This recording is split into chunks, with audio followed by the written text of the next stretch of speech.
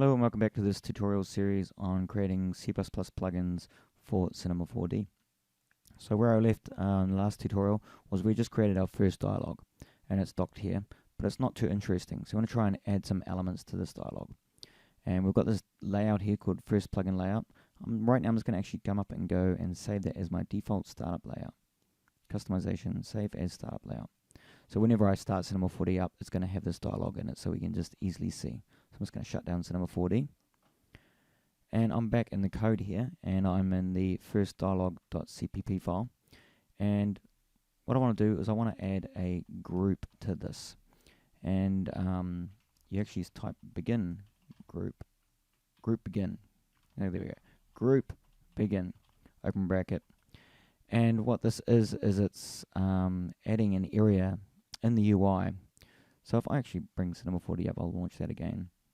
If we're going to do a group begin, we need to follow that up with group end. They should always be matching. Okay, see, if you have group begin, you must have group end. And a way to just keep all this stuff organized is just have an open curly bracket and close curly bracket straight after the group begin. But we've got a little problem here. We haven't filled this in. Let me just come over to the Cinema 4D. So a group, if we can look in here at any of these really, we can see here that we've got the coordinates here, and they will all be using groups. This might be, I have to look into it, but it might be a group probably for each of these rows. There might be one group, or there could be one group for all of these numbers here, and you'd have a column of 1, 2, 3, 4, 5, 6, maybe 6 columns, where the first columns might be these letters. Next one is the field, then letters, field, letters, field. So it's kind of like allowing you to organize things. And if you've ever done any web development, perhaps you'd be familiar with responsive design, and maybe with Bootstrap or Flex or things like that, where you have grids and layouts, and you can add things to the grid, and it'll just kind of populate and run over as well. So that's kind of how these groups work. They're kind of like just layout tools for laying out your widgets on screen. And so what I want to do is I want to add a few things to my layout here. And so the first thing I'm going to do with this group is we need to add an ID. Now if you add an ID of 0, it means that you're not really overly concerned with whatever's in this, whatever this group is. And so you can use 0 where you never really need to access it. But if you need to access the information, which we'll do soon, for other items, you need to then add an actual number. And the number is totally different from the plugin IDs. It's actually just the number that we'll write up the top of here. So I'm just going to leave that at 0 for now. And the next thing we have are these flags. And these are like layout type flags for centering, aligning left, aligning right, telling the group whether if it should take up the full width of the screen or if it should just be a certain number of pixels, etc. And so two arguments we can have there are BFV, that means vertical, and we're going to say scale. So we want it to be able to scale vertically, and BFV underscore or BFH scale. So we want this group to be able to scale horizontally and vertically. Now this little thing here is called an OR, and what it allows it's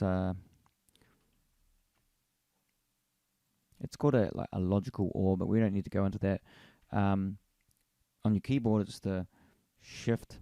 It's basically a shift, and then it's the one above the enter key on my keyboard on the US layout, and it combines these together. So it's basically saying this as well as this are the arguments. So don't worry about any of that at the moment. Just put that in there, and then and everything will be correct. And then we have a comma, and then we have the number of rows we want. So I'm just going to have 2 rows and 2 columns. Sorry, that's the number of columns. So I want 2 columns. I want to have something here, and then something right next to it. And then I'm just going to put 0 for the rows, and I just want it to flow over. So as soon as I have 4 items inside my group in here, it's just going to make two columns.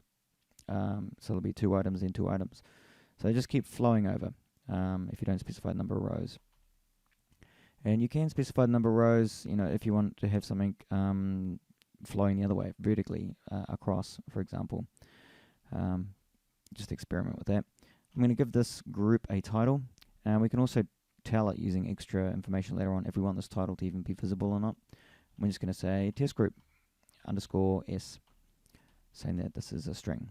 Now we've got these group flags. We don't need to worry about these group flags at the moment because they are kind of for specialized situations. And if we just look up here, we've also got two other parameters that we could add to this group if we really wanted to. One is an initial width and the other is an initial height. But if you see here, they've got equals 0 next to them. So these are default parameters.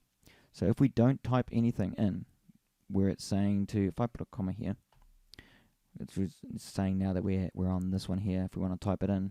If we were to type something, it would use it, but if we don't, it's just going to use a value of 0. So it kind of saves having to always type 0, 0, 0, because we just don't care about it. Now inside this group, we want to add a few things. So I'm just going to go add button, and I'm going to give this button an ID now. And I'm going to do it using what we call an enum. So at the top here, I'm going to go enum, and open bracket, close bracket. And I'm just going to say, kind of use this terminology. You'll see this through Cinema 4D, so I'm just going to follow along with this IDC identifier. And we're going to say button 1 as equals 1000. And this is saying that we want to give this button the value of 1000 as a way of identifying it. And I'm going to create a few more. Button 2, 3, and 4, but these do not need numbers. Okay. When you put the first number in for an enumerator, an enum, that's the very first value that it's going to use. Anything else will just follow along. So this one's going to just be 1001, and this will be 1002, and this will be 1003. So you don't need to specify them. You don't need to come up with all these numbers. But just starting at a number that's 1000 or up is good practice, because Cinema 4D, in a lot of its storage of data, it uses the values 0 to 1000. So if you just avoid that first 1000, will just cause you less headaches later on, because you may use enums in places where you think it's going to work and then it won't. So anyway, just put 1000 at the top, and that will at least start it off at a high number. So this is 1000, 1001, 1002, and this is 1003. So I'm going to copy that now and put that in there. So it's kind of, I guess you can think of this as we learnt about defines the other day and how I made that represent a value. This is similar, but it's just for numbers, and it enables that automatic counting. So it's a useful in. I won't explain anything else on there, but it changes a little bit for later versions of C++. But so we've got our ID for button 1, and we've got flags on this. And I'm just gonna leave my flags. I'll put the scale in there, and I'll actually make the scale fit horizontal. I want this button to be a minimum width of, say, 150, and a minimum height of 20. And I'm going to give it a name button 1. And now I'm going to copy this and paste it in 5 times. And I need to add another one up here, so I'm going to have a button 5, and 2, 3, 4, and 5. And I'm going to name it 2, 3, 4, and 5. I'm going to put the underscore s at the end of all of these as well. And let's just run that and see what happens. So I'm just going to build this. Now, if you just want to build this, you can also go right click and click build. It's just another way of building just one thing if you've got multiple projects in your scene. Oh, and I've got Cinema 4D running. Okay, so if you ever see this come up, cannot open first plugin for writing, that's just because you've got Cinema 4D open. So you just need to shut down Cinema 4D, and now you can build that again. And let's run Cinema 4D.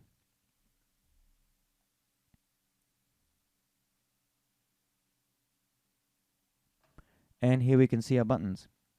1, 2, 3, 4, and 5. Now they're all grouped in the middle there, so they're not expanding to take up the area. And one thing that I don't know just by looking at this is where our group really is. Is the group in here or is the group out here?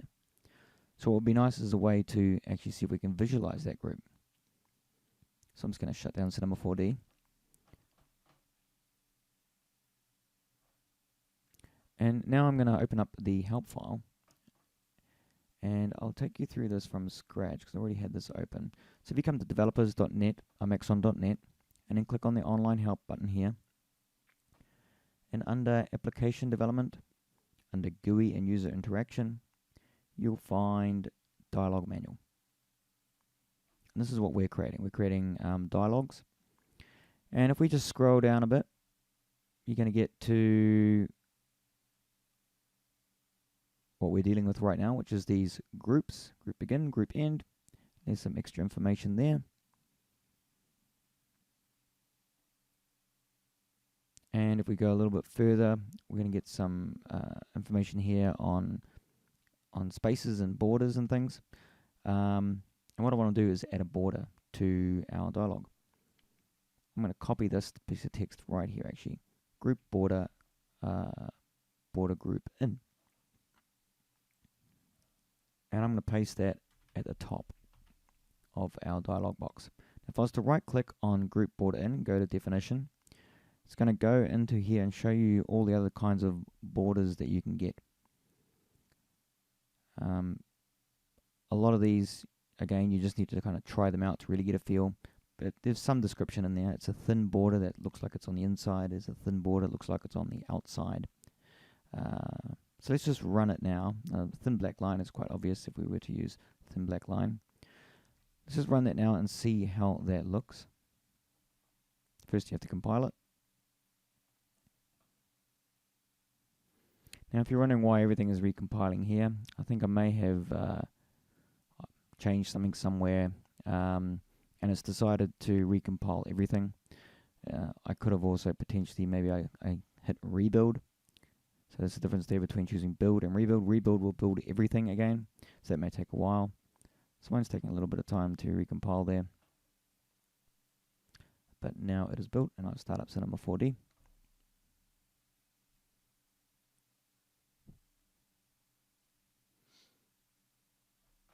And here we can see now, we can see our border around there. And it's got the text for the title, test group. So now what I want to do is add a little bit of space first, just between this group and the buttons. So I'm closing Cinema 4D down, and I'm going to go group border space, and this lets us specify the border around the margins, basically the left, right, top and bottom. I'm going to say 5, 5, 5, 5, and I'm going to build that again.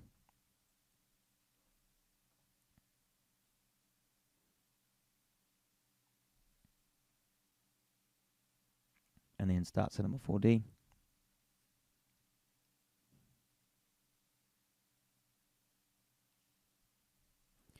And now we can see we've got a little bit of space around there, so it makes it look a little bit nicer. But now we actually want this to take up the full width and height of this dialog area. So let's see if we can do that. So let's come into here, and let's just add the word fit. If I can type it. And rebuild.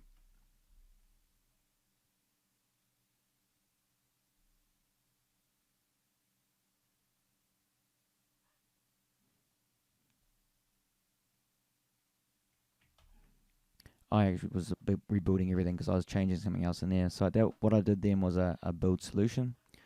But if I just do right click and build first plugin, that should build faster for me right now because I made some changes out of this video.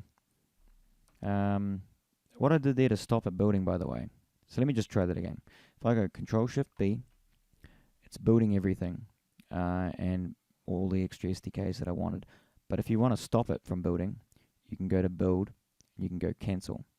And an easy way to do that from the keyboard is just Control Break.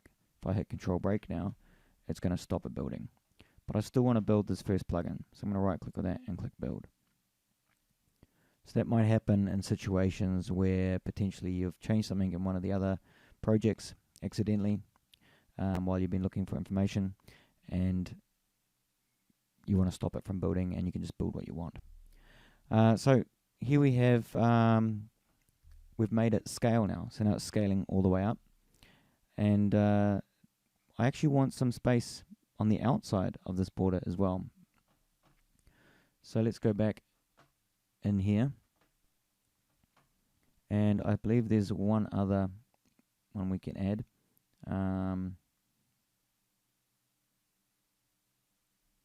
Actually, to do that, I may have to add a group inside a group. So we'll just ignore that for now. What I'll do is I'm going to make these buttons actually do something. Okay.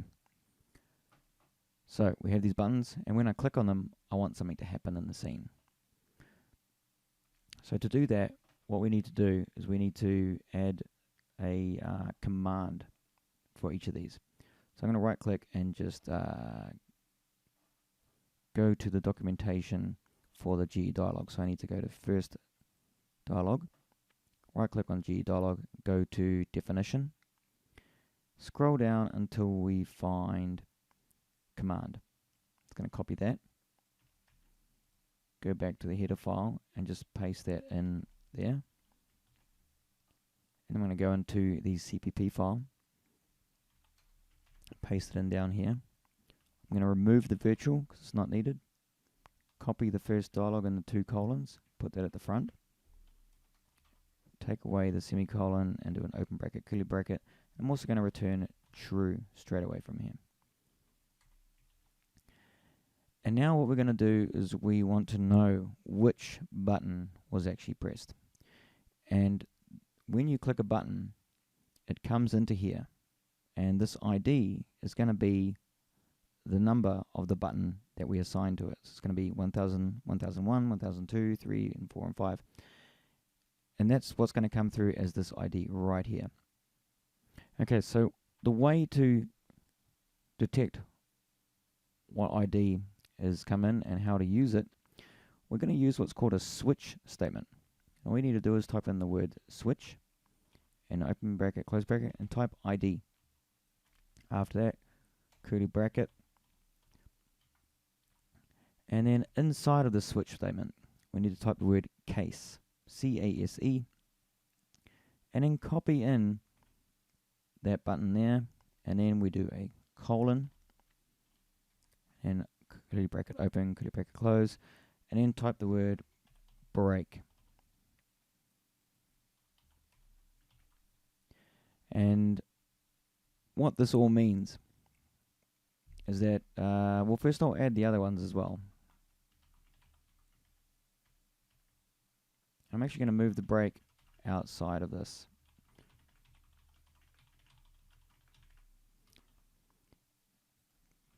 Button 2, button 3. I'll just leave that as 1 for now because you can see it's got a red curly underneath it. Actually, I'll make that 4, but I'll add the next one as well, 5. But I'll leave that. If I leave that as 1, we'll see what the error is, and I'll just describe that. So what this switch statement does is it gets the value in, and it's going to be a value from 1000 to 1004. And it's going to go inside of it and look at all its case statements and just say which one is this number. Whichever one it is, it's going to call whatever code is inside. So if the number is 1000, it's going to come in here and it's going to run the code for this. And if it gets a 1001, it'll end up coming into this button here and running that. And then when it's done, it breaks out of the switch statement, which is why breaks the good word for that. It just breaks out, and it comes down to whatever is happening after that switch statement. You may have heard of if statements in other programming languages, including C++. You can do that here as well, but it just ends up being a lot of extra code if you were to always do if, else, and else. So using a switch statement is also a bit more optimal for the compiler as well, because it doesn't have to check everything. It just goes and does one check and runs the right piece of code straight away. And the thing here is you can't have two items that are the same in here. So this is why it's a good check. You see Visual Studio is telling me you're not allowed this because it's already been used. So you can't accidentally have the same thing in there twice, because it'll warn you. So that should be 5, and then we won't have any warnings. There's also a default case, and the default is what will happen if the ID comes in that it doesn't know about. So if we wanted to, we could run some code if it doesn't even find any of these. So for now, all I want to do is I want to actually write some information out to the console when we click this button. And if you're not familiar with the console, I'll show that as soon as I've added this code in. So I think it's print console, GE console out, button 1 pushed.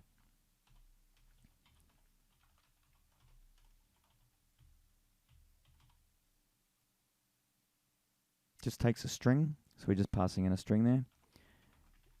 And I'm just going to right click on this actually and just check that it goes to the right place. Output to the debug console window. Oh, it's telling us we should use something else. And this is actually the one I want. I want GE print, so I'm using the wrong one, but this documentation here is telling me I should use Maxon application instead. But for now, I'm just going to continue to use GE print. So even though it's deprecated, just for this little experiment, I'm able to use it because it's still in Cinema 4D. So make a GE print. Again, don't rely on this GE print at the moment. I will find the new way of doing this, and I will add that to a future video as well. But for now, we have these buttons, and when we hopefully click these buttons, this code is going to run. Now, I want to introduce you one more thing right now, and that's debugging. And that's a way to have the code running in Cinema 4D, but let it call back to Visual Studio, and we can what's called step through the code and see what's actually happening. Now, to do that, you need to add a debug point, and the way you'd normally do that is just press F9, but at the moment I've got Camtasia actually accidentally set up with its defaults, and if I press F9 it's going to stop video recording. So instead of doing that, I'm going to go right click on here and I'm going to go breakpoint, insert breakpoint. And another way to add a breakpoint is to double click over in that area. You can see the little red dot appeared. So if I wanted, I can add another one there, double click to remove it as well. Okay, so it's a way to add breakpoints. But if you're not recording videos like I am, you can just press F9 and that will add the breakpoint. And now that we've added that breakpoint, we want to make Visual Studio run Cinema 4D and connect to it with our code in debug mode.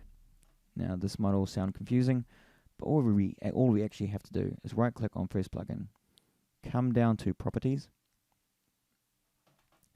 and this window will appear. And inside of here, on the left, you go to debugging, and under command, just hit this drop down arrow and click on browse. And now we want to find Cinema 4D. Now it's in C, program files, and on my computer it's Maxon Cinema 4D R21, but if you have S22 or R23, you just go into that folder. And this is the same on Visual Studio 2019 as well. And I'm going to select cinema4d.exe and just click open. Now that's added that to this path up here. And again, make sure that you're in, this should be showing active debug. It should not be release. And that's all you need to do. I'm just going to click apply and then click OK. And now that you've done that, you can come up here and hit this little button here. And when you click that, it will compile your plugin It's telling us that we've got an error actually. So I'm going to hit no. The switch statement fall through was missing at the end of the block. Okay. So this break should be inside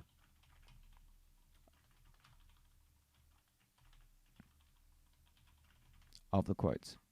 This is getting a bit more strict in the how Visual Studio compiles. And if I right click now again and go build, it's going to build everything. We've got the wrong indentation, but that's okay, it's going to build. And let me just try and fix up the indentation actually. If I just step that all in, let's see if it's going to complain now.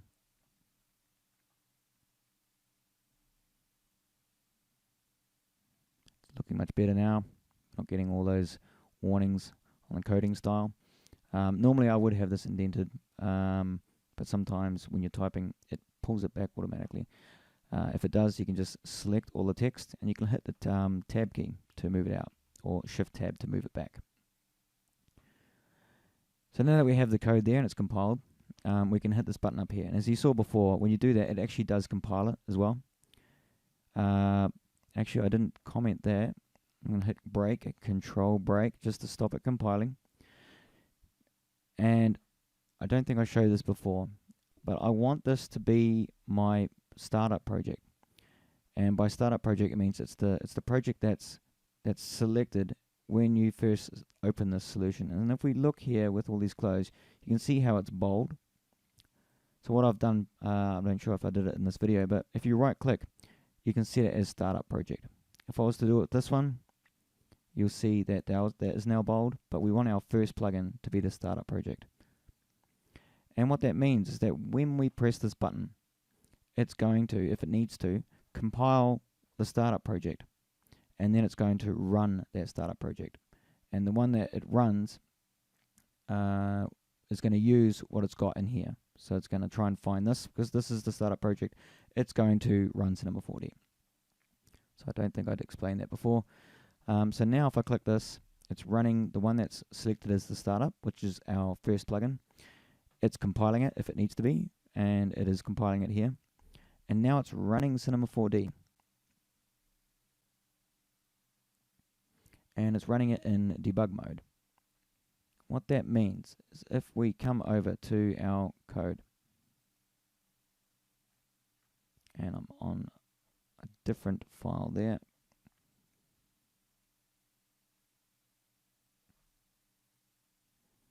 and as we saw, we had, I've got too many dialogues open. I'm apologizing for that. I'm going to close these down because I don't know why I have them open. We have our debug point in this command function. And so in Cinema 4D, if I now hit button 1, it's going to come into this code. And if we were to hover our little mouse above the letters ID, it'll pop up and it'll give you the number. It'll tell you what that number is, and it's 1000. And now we're at this switch statement because we put our breakpoint on this line. If I was to step over or step into this, we come up here and we click the step over, F10. It's going to go to the next part of the code. So it's gone into the switch statement. It's gone into this case for button 1. Now it's running the push 1, button 1 pushed GE print. Now to continue this, so you don't need to keep debugging, you can just click play again, but you can keep stepping over, and we'll see we're now on the break, and now we're at the bottom, and now we're going to return from that function. So I'm just going to continue because that's all I wanted to know.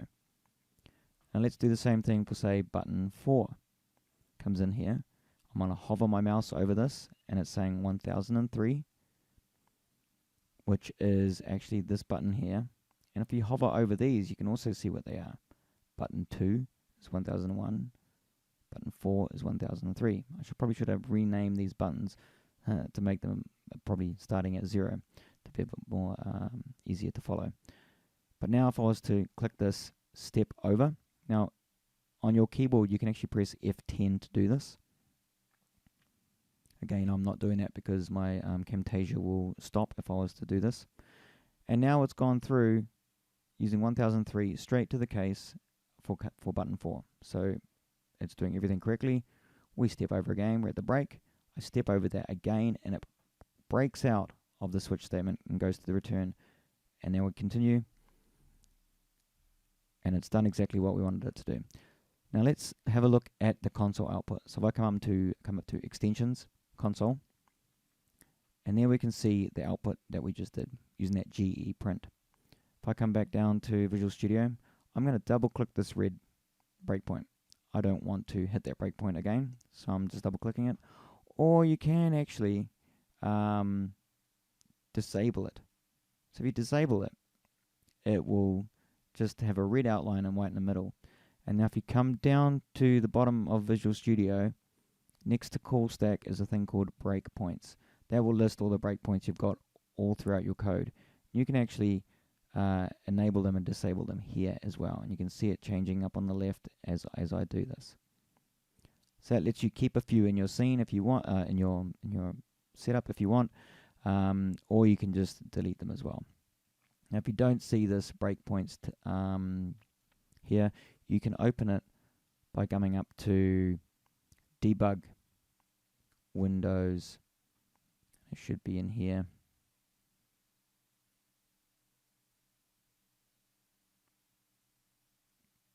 Other debug targets. No, hang on 1 second. I'll try and find this for you. It's my blind eyes. It was the very first entry. Windows, breakpoints. It's right at the top. And that will bring up this, and you can dock it by dragging it around. But let's get back into Cinema 4D. And we have our console window open.